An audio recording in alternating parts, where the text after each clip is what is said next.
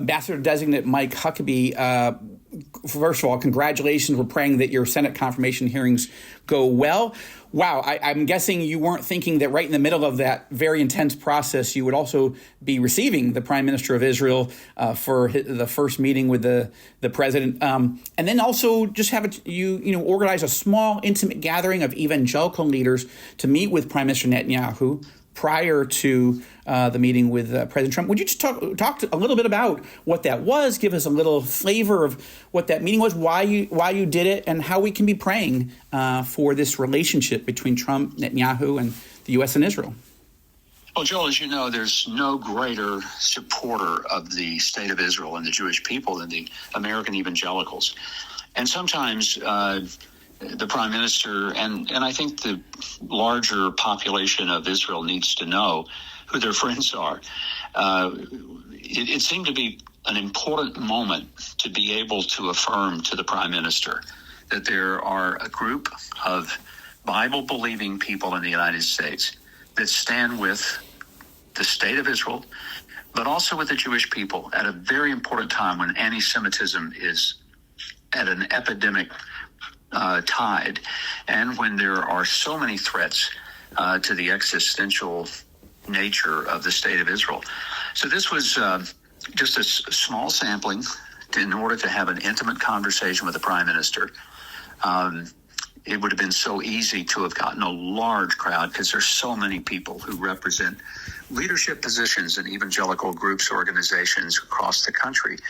And it was done mainly to have sort of a thoughtful conversation with the prime minister, with the hope that not just he would share with us, but that we could ask questions in a setting that would be cordial, but give him a sense of ability to be candid and really straightforward with us. And the questions were thoughtful and penetrating, and his answers reflected a real seriousness in that setting. But I think he came away encouraged. He came away with that sense that, he really does have friends. And it's not a personal thing. I mean, I think it's not that it's just for Bibi Netanyahu. It's for the leadership of the state of Israel and the Jewish people. And that was something that I thought was important to convey. Absolutely. And I think you're already showing one of the blessings of having an evangelical ambassador. I know you're still an ambassador-designate at this point, but we're trusting that it's going to go the full course. But one of the blessings that you've got an eye on the relationship between evangelicals and the leadership of Israel and the people of Israel, because you are an evangelical. It's not like a constituency group. It's who you are, among other elements. Are there some takeaways? I'm guessing the meeting. Is it accurate that it was sort of either off the record or sort of on deep background? I mean, I know people came out and were able to say that they had the meeting and they were able to share some observations. So maybe you could share some observations with us of sort of the flavor of it. Well, I think it's fair. Now that the meeting has happened, without going into every detail, there were some very special moments. Dr. Robert Jeffress, the pastor of First Baptist Church Dallas, who also is known for his program Pathway to Victory, radio, television, and a wonderful, wonderful supporter of Israel and leader, kind of got things off to the start by simply asking the prime minister very candidly, does the release of hundreds, perhaps thousands of Palestinian prisoners create a problem for Israel in order to get the hostages back? And I think it's a question that everybody felt deeply about. Is this an incentive now for future hostage taking?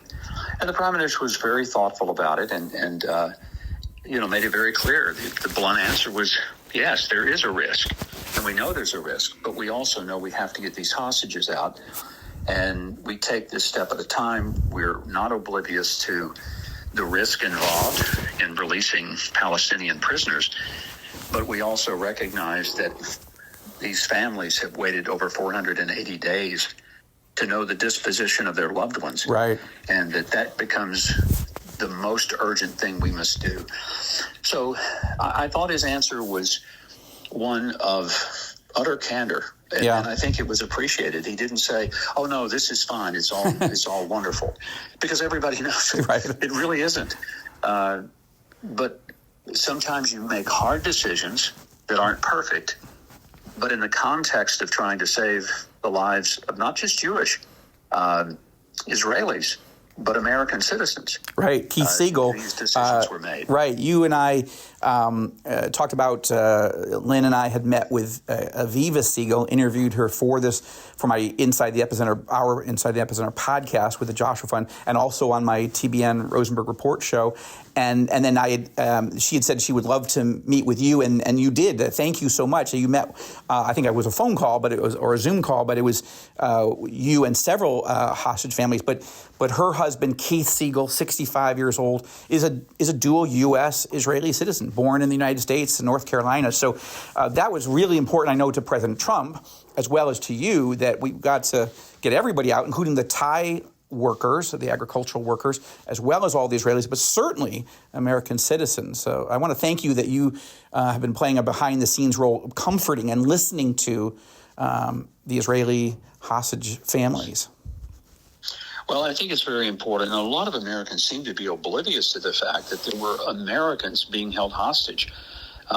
That's one of the things that has been so disappointing to me in the previous administration, is that they gave very little attention to the fact that we had American citizens killed, American citizens held hostage, and yet the government was putting more pressure on Israel to have a ceasefire than on Hamas to give up those hostages and to do it immediately. Yeah. So absolutely. What we have seen in the transition to the new administration is a very renewed focus and putting now new pressure. And I was so proud of the president for reinstating the maximum pressure on Iran.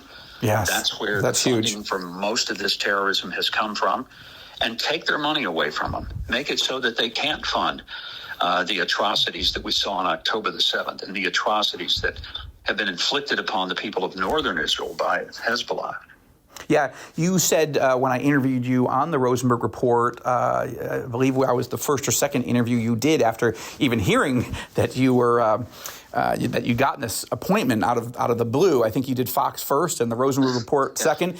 And one of the things you said is, look, the president isn't taking any military options off the table when it comes to Iran, but he wants to bankrupt Iran, not bomb them. If he can avoid bombing them, he wants to be a peacemaker, but he's ready, willing, and able to bankrupt the Iranian regime to get their attention and hope for a diplomatic solution to all this. Did that come up in the meeting at all with evangelicals? It did, because I think everybody understands that unless the Iranians are held in check, none of this changes. It may be, it's like whack-a-mole. You knock one down and then three more pop up. So there has to be at some point a reckoning with the funding that provides the money that builds the rockets and the tunnels and the training for the Hamas warriors and the Hezbollah and the Houthis. And it all comes back to one source, and it's the Iranians. Yeah. Maybe just a few others in the few minutes we have. A few other observations, a few other questions that various evangelical leaders asked that you thought were particularly important, insightful. I think one thing that was very evident through the meeting was making sure that there was recognition that there was no support for this continued failed policy of a two-state solution, meaning that Israel would give up territory and put those who wish to harm them closer to them and in a position of authority. I think that's one thing that became very evident, that was not proposed by anyone. Can I ask a nuance on that? Because as I've been meeting in the region, but also here in Washington with various senior Arab officials, one of the things they are wondering is, especially for a Saudi-Israeli normalization agreement, which I'm starting to call that would be the deal of the millennium. Like last time we were talking about the deal of the century, but I think this would be the deal of the millennium. Not easy to do after the October 7th war, but one of the things they're saying is President Trump's vision of a demilitarized and much more, circumscribed and contained Palestinian he called it a state back in 2020 when he rolled out the deal of the century plan. But is that still something like some sort of entity that's demilitarized, denazified, de-Hamasified? Is he still thinking of that? Is that a way to thread the needle between not sort of surrendering Israeli security or sovereignty, letting Israelis have all the settlement blocks and annexing those into sovereign Israeli territory, but also still leaving a pathway towards some sort of deal with the Saudis? I think it would be inappropriate for me to try to speak for what the president might do. I mean, he's already surprised us all with some of the things that he's announced. But clearly, there's got to be consideration for the people. And that is very much a factor that all of us understand. You can't just ignore that there are people, whether we call them Palestinian or Arab, but a lot of people don't understand that there are many Palestinians who live within the boundaries of Israel, who live quite successfully and who prosper. Right. Mm-hmm. And they live in peace. They even are allowed to serve in the Knesset. Most Americans are totally oblivious to the openness that exists for those who wish for there to be coexistence.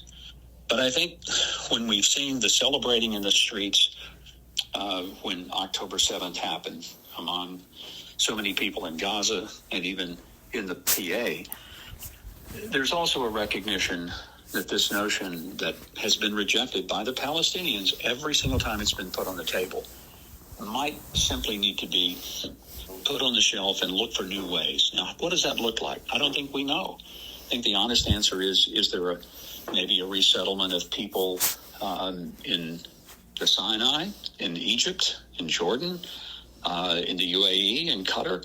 I don't know. Those are all options. Right. But the idea that we're going to somehow force Israel to give up its territory, its land, its sovereignty, and put themselves in harm's way as they were on October the 7th, I think that's the one thing nobody is saying. That's a great idea, because it hasn't proven to work. Sure.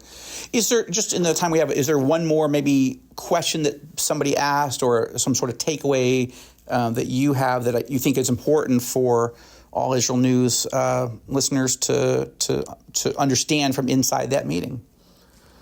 You know, one thing that might be of interest to your audience is there was a universal feeling that people are ready to get things back to, when I say normal, what's normal in the Middle East. Yeah. So that people can once again visit, and that tours can come, and that pilgrims can come and experience the Holy Land. So there's a real desire to see airline flights renewed, and there be enough security so that people feel comfortable about coming back.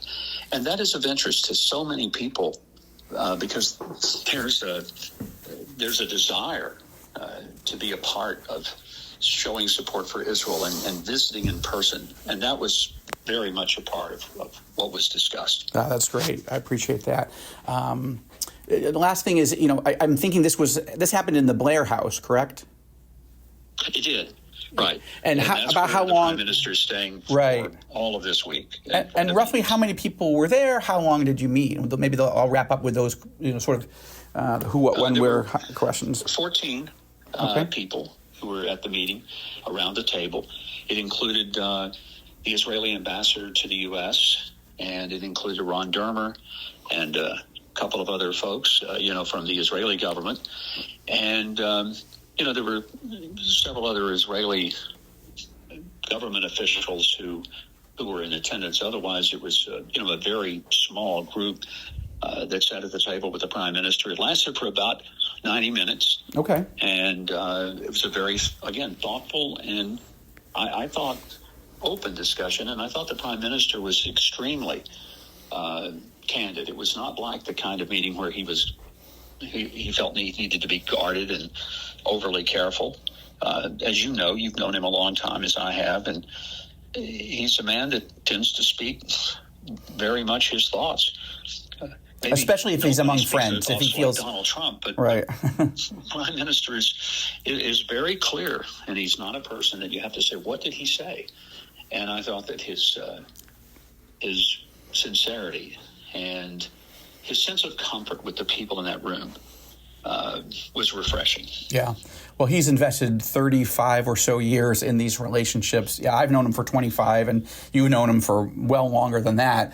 But I think it's important, and I really appreciate that he prioritized in a week, that's so full for him, and that you prioritized an opportunity to sit with some good friends and some people that he knows will be praying and are praying for him, and need to hear so that they can share with others sort of his heart with the evangelical community. Mike Huckabee, thank you for sharing about this with All Israel News. It's always a pleasure, Joel, and thank you for your role in disseminating wonderful, positive, and factual information about what's taking place in the Middle East.